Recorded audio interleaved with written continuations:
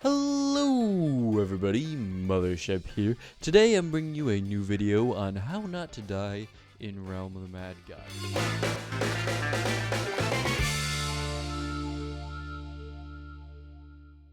Now recently we've had a massive influx of subscribers since we've been uploading a video a day for the last month, we being Hofster and I.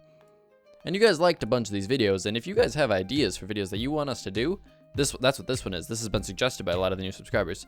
Go ahead and tell us in the comments, and we'll try to make them when we can.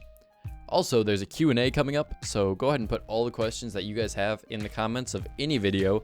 I look at every comment that goes on the videos, and we'll see what we can do about that. We'll do a Q&A. I think we might do one Q&A about us and one Q&A about Realm of the Mad God, like tips kind of thing.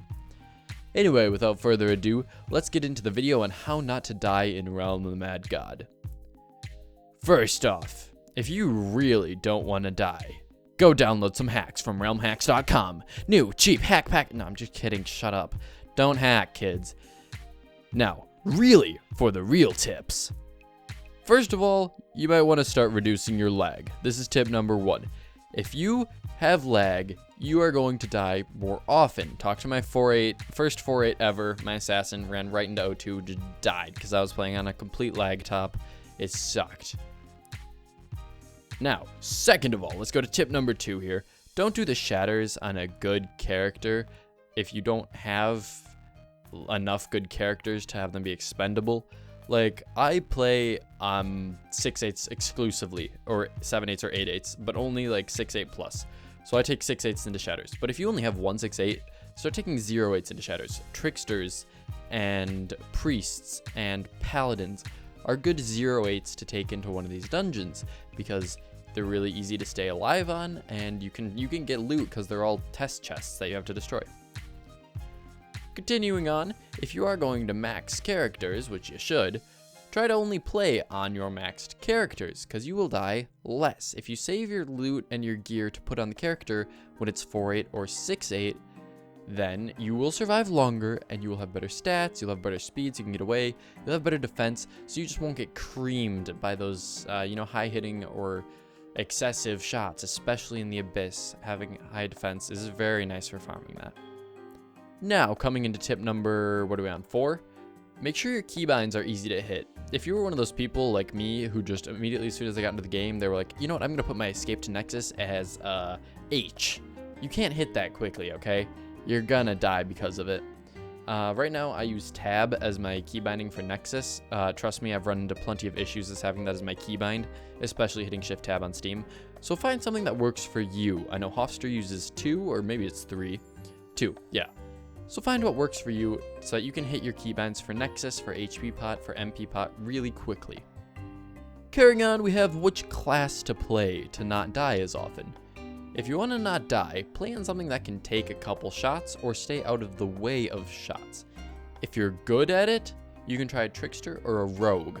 Both of those are really good at evading shots, but if you get hit, you're done for. Now, if you want to be able to get hit, take on a Knight, a Priest, or a Paladin. If you have a Prot, Home of a Tome of Protection, Priest will survive so much stuff.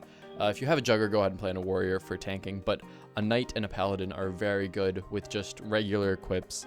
You can go a really long ways. Paladin will heal, and Knight will be able to stun, so nothing shoots at him, as well as just take so much damage. Now, if you don't want to play any of these, I can recommend the Wizard quite a bit, because they can spellbomb from a huge distance away and just use their pew-pew staves. Moving on to tip number 6, we have play slower and avoid rushing. If you're one of those people, like me, who just sorta decides to play around and have a lot of fun when he plays, you might want to consider just sort of toning it down a notch and not running in so quickly. This especially applies at Oryx's Castle, where if you just sort of start running through, you can get creamed pretty quickly if you're not maxed. Now, avoiding rushing is really important too if you're not great or you're on something that's not a melee or a mystic usually. Sorcerer with Fulmy, but that's beside the point. Try to avoid it. Try to clear it. You'll get fame. You might get some items if you don't already have things that are like mid-tier, like T7 through T12, or T12, who am I kidding? T10. just by clearing a dungeon. You know, you can get some okay loot doing that. And the next one kind of ties into this. If you're overly emotional while playing, or if you're not emotional at all, don't play when you're tired, apathetic, or angry. If you are angry and you're playing Realm of the Mad God, you're gonna mess up so badly. It's happened to me before. It's just bad, guys. Don't play if you're angry. And if you're tired, Hofstra has fallen asleep at the wheel about 3 times and lost 8/8 to this, especially in Shatters. Don't watch YouTube videos while you're playing if you don't want to die as well. Hofstra's lost ninjas to this twice. 8/8 ninjas. One with a Midnight Star. The next one is really important and does tie into the last couple. Don't play if you just died. I personally get kind of quiet and secluded. I don't really get angry when I die usually. I don't die that many unfair deaths. It's usually my fault. I just get a little sad for a while. And I know I played once after I died and I immediately died on the next character I tried. You always should stop when you die, whether it's for 2 hours or if you're one of those people that just wants to take a break for the entire day or week, do it. I always stop for the day when I die. If I die at 8 a.m., I'm still going to wait till the next morning to play. I just always get a good night's sleep in before I start playing again, or I will die on another character. Now the next one kind of applies more recently. Don't teleport to fishy players. There's people that will end sit or maybe drag a god wall and say, hey guys, lab, hey guys, Candyland, hey guys, guess what, a puppet. And if someone calls out a bunch of dungeons really quickly, they're probably end sitting or dragging or something, or they just want you to TP to waste your time. But I wouldn't recommend teleporting to fishy players if you'd like to keep your character alive. I lost an... oh no, it wasn't an assassin. It was a trickster with a fowl, a harlequin, and an almondine ring teleporting to a guy who was sitting on top of a Jin. It wasn't actually his fault. He just called a lab, and there was a lab. I just teleported and died immediately. So try to avoid teleporting to people you don't have to teleport to. Next is try using HP, MP text, and health bars. You can check in your options what health bars is bound to. I believe it's usually H, and that'll show you a little green bar under every monster and player that is vulnerable. And HP MP text will show you numbers for basically how much life you have and how much money you have, instead of just a bar that goes down, and you don't have to hover over it. This is really useful. I didn't like this at first. For me, it was hard to see my HP and MP with the text covering it, but now I use it all the time because it's really fun for videos to see how much HP I had later. The next tip is using rings that give you HP buffs. This can seriously help you survive longer. Whenever I'm leveling up a character, I always save a bunch of para or exa HP rings. Now, the Paramount HP rings are just fine, but I don't usually pick those up, so I use Exalted HP rings. Now, these give plenty of HP. The para gives, what was it? I don't even know. I don't know how much they give. I kind of suck at Realm. But these are super helpful because they can double your level 1 character's health or whatever, and they will keep you alive a lot longer usually than things like defense, because you can put armor on. But having an HP ring is usually super helpful, especially for melees that already have plenty of defense. This will keep you alive super long, and para HPs are super cheap.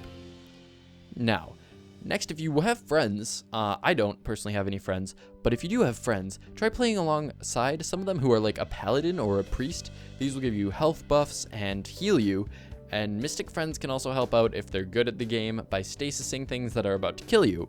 But imagine if you're playing with an 8/8 priest, they're going to be able to constantly heal you, and you're not going to die. Oh, well, unless you suck at the game like me. Now the next tip is don't be afraid to Nexus, okay? I'm one of those people who's like, if I see something out of the corner of my screen, I'll usually just shriek in Nexus. I'm really good about just trigger fingering that Nexus key, okay?